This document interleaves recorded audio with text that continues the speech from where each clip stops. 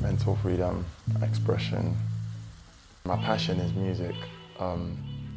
Everything involving the arts, creativity, fashion, art and music.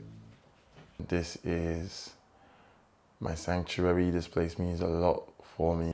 It means the beginning of, or the end of bad days, and the beginning of like a very positive horizon of future.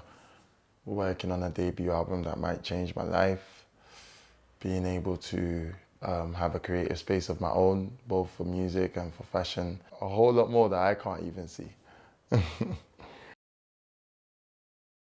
The music I always made and how I started was always positive and always very, what's that word? Like always very content driven. So it always had a message. Because of the things I had experienced, I just chose and I made a very conscious decision not to swear in my music and not to influence any young person to do the wrong things. I feel that if I played my music now to the people that were supporting me when I first came out, the reaction you'll get will be different. They wouldn't fully understand it. So it's definitely becoming more, just more mature. The main thing that made a change is just being in hospital. When you almost lose your own life, it really puts life into perspective. Well, my auntie, my late great auntie, Auntie Tina, she basically supported me a lot when I first started doing music, and when she passed away, I was very hurt by it. It made me start overthinking. Before I knew it, I was in hospital because of lack of sleep, too much work, not thinking straight, staying up all night. And it all stemmed from, or the catalyst or the trigger was after her death. Music was second to God or second to prayer. That played the part in helping me like actually even be here today. I'll wake up in the morning and as soon as I finish praying, I'll have to play some sort of music. At that time, I started to also then dislike music and I started getting a bit lost in music and not really knowing what to do with it. And so I was searching for something different constantly. So I always try and watch videos. I kind of needed to occupy my mind at all times. I think everyone in the hospital remembers that if I was awake, that's one of those songs would be playing in my room, especially Laura and Brula, Green Garden. That took me home. She's basically talking to God and saying, take me outside, take me away from the world, which is what I needed, which is the same type of mind frame I was in. And she was basically saying, take me to the Garden of Eden. And for me, that was really beautiful. And it made me it just gave me hope, especially with the fact that she's UK. At that time, I wasn't writing at all. My mind was experiencing time lapses, racing thoughts, suicidal thoughts. I wasn't trying to write for anything. Maybe once in a blue, well, it felt like once in a blue moon then, I'll just write something first thing in the morning or last thing in the night, but never during the day. My music at the time was basically taking a turn for what I thought was the worst. I thought I'll never start. I thought I'll lose my skill of being able to write. And I just thought I'm gonna become like someone who has no creative zeal. And I just thought, all right, this is the end of me. Music makes you feel like when people in movies describe that ideal love of, oh, in that movie I feel like I could fly and I can move mountains and all of that. Rarely in the world do people find that with someone, but we do find that with music. If I was to lose it, I would definitely feel scared, just like anyone else. If you find something that's if you find a gem, you don't want to lose it. It's like you found £1 million, you don't want to drop it. It's even worse now that I know of what I could really do with this amazing power that I'm able to tap into. And then that's when I lose it, that's dead.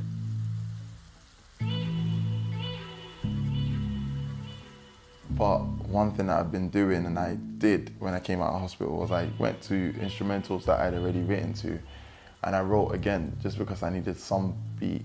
So I'd gone to a beat I'd already wrote to it again because I just needed some beat to host new ideas and new lines. And as I was writing it, I looked back and I performed the song from the new perspective. And then I performed the song from where I first wrote it, and it actually sounds better. And then not just me, but to people around me saying, oh, that one sounds better, that one's deep. The first one's more creative and more, well, not creative, but the first one's more imaginative and like fun, whilst the second one's definitely more real life. But it seems real life is what people want because that's what sounds better. So that's when I started saying, actually, you know what, maybe it's not so bad that now all my songs are not going to be always happy. Maybe it's actually good that once in a while my songs are going to be very hard hitting, they're going to be very truthful, very, very raw. Yeah, at first what I was doing is, the first version of that instrumental, what I did is I just did what I usually would have done. I put bars from, because I had loads of bars, never running out, I put bars that I'd already had, the ones that fit the song, and I just wrote maybe a few extras to fill in the gaps.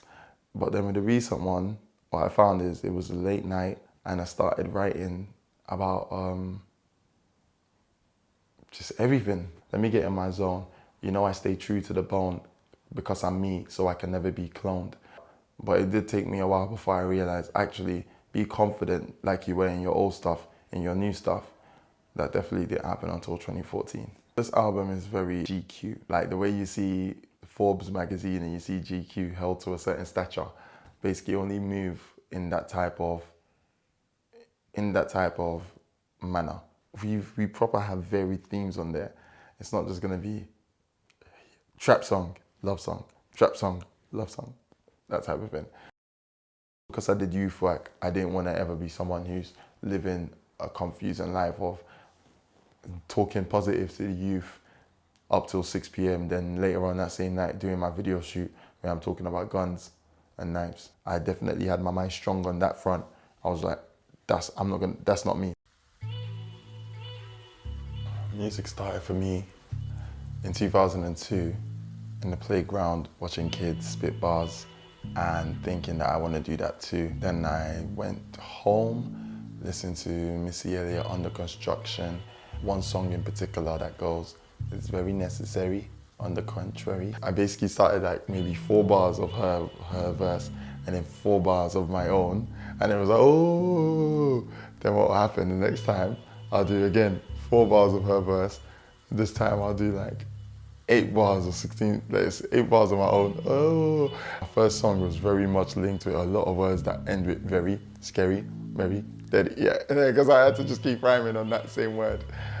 First proper performance, it was amazing, and it was in a youth club just behind my school. I basically zoned out and I didn't know like what I was doing.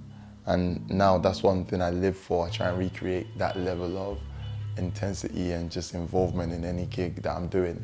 It was a competition, I remember. People had to vote and I got voted like straight away to win the thing. One of my mentors pulled me to the side and was like, you know, you've got a real talent with this thing. You'll be an idiot not to use it. Like, seriously, stick on it. I'm gonna make sure you stick on it. And he did. So shout out to Yomi.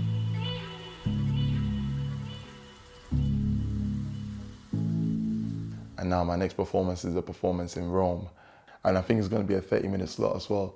And it just goes to show, like, from when it started of doing like 3-minute slots, maximum 5 minutes. And I recently had my first support acts. So now I'm gonna incorporate all of that. Should be sick.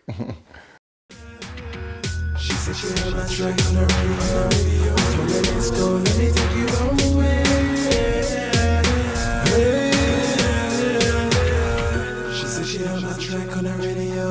I told her, let's go, let me take you away.